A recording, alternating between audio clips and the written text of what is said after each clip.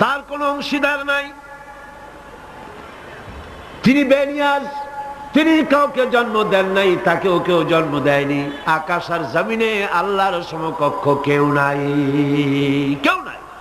তিনি এক এবং একক। তার একত্ববাদের দাওয়াত দেওয়ার জন্য অসংখ্য পয়গম্বর আল্লাহ পাক এই দুনিয়ায় পাঠিয়েছেন, আর সমস্ত পয়গম্বর দাওয়াত দিয়েছেন কি লা ইলাহা ইল্লাল্লাহু মুহাম্মাদুর রাসূলুল্লাহ। সবাই দাওয়াত দিয়েছেন লা ইলাহা ইল্লাল্লাহ, লা ইলাহা ইল্লাল্লাহ, লা ইলাহা লা ইলাহা ইল্লাল্লাহ। নাই কোনো আইনদাতা নাই, কোনো বিধানদাতা নাই, কোনো শাসনকর্তা নাই, আল্লাহ ছাড়া কেউ